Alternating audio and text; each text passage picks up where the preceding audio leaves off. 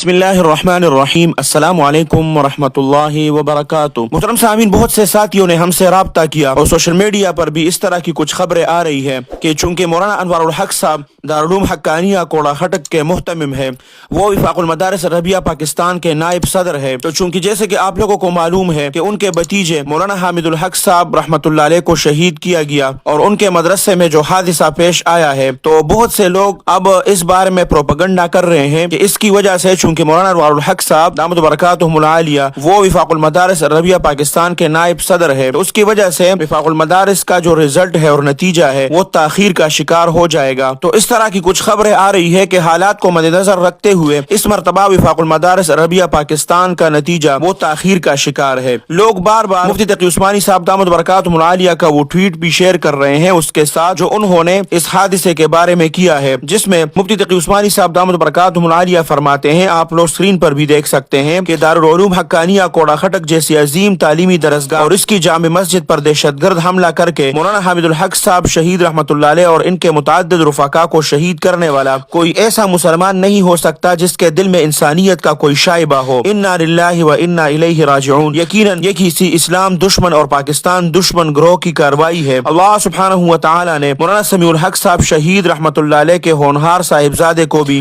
شہادت کا اعلیٰ مقام عطا فرمایا۔ اللہ سبحانہ و تعالی باپ بیٹے دونوں کو جنت میں اعلیٰ مقام عطا فرما کر پسماندگان کو صبر جمیل اور اپنی دستگیری سے نوازے، آمین۔ تو لوگ اس ٹویٹ کو بھی ساتھ ملا رہے ہیں کیونکہ مفتی تقی عثمانی صاحب دامت برکاتہم العالیہ وہ وفاق المدارس عربیہ پاکستان کے صدر ہیں اور مولانا انوار الحق صاحب دامت برکاتہم العالیہ وہ نائب صدر ہیں، تو کچھ لوگ یہ پروپیگنڈا کر رہے ہیں کہ اس کی وجہ سے وفاق المدارس عربیہ پاکستان کا جو نتیجہ ہے وہ تاخیر کا شکار ہو جائے گا۔ محترم سامعین، یہ لوگ سوشل میڈیا پر یہ بھی بتا رہے ہیں کہ مولانا حامد الحق صاحب شہید رحمۃ اللہ علیہ کے جنازے میں باقاعدہ یہ اعلانات کیے گئے، تو آپ لوگوں کو بتاتا چلوں، ساتھ ساتھ یہ بھی بتا رہے ہیں نائب صدر وفاق المدارس عربیہ پاکستان مولانا انوار الحق صاحب دامت برکاتہم العالیہ نے ایک ویڈیو بھی اس بارے میں جاری کیا ہے۔ تو آپ حضرات کو بتاتا چلوں کہ مولانا حامد الحق صاحب شہید رحمۃ اللہ علیہ کے نماز جنازہ میں ایسا کوئی اعلان نہیں ہوا اور نہ ہی نائب صدر وفاق المدارس عربیہ پاکستان مولانا انوار الحق صاحب دامت برکاتہم العالیہ نے اس بارے میں کوئی ویڈیو پیغام جاری کیا ہے۔ وہ جو ویڈیو پیغام جاری کیا ہے وہ کسی دوسرے مسئلے کے بارے میں ہے اور مولانا حامد الحق صاحب شہید رحمۃ اللہ علیہ کے جنازے میں اعلانات ہوئے ہیں،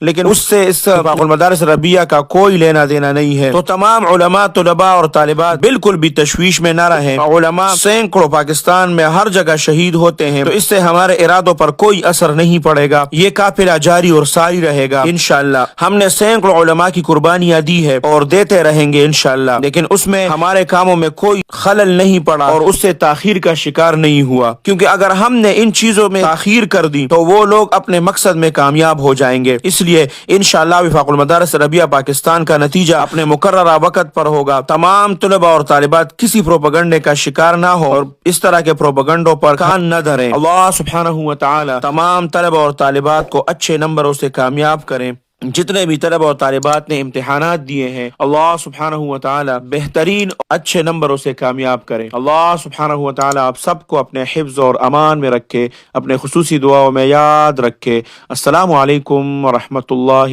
وبرکاتہ۔ الحق وزهق الباطل الباطل كان زهوقا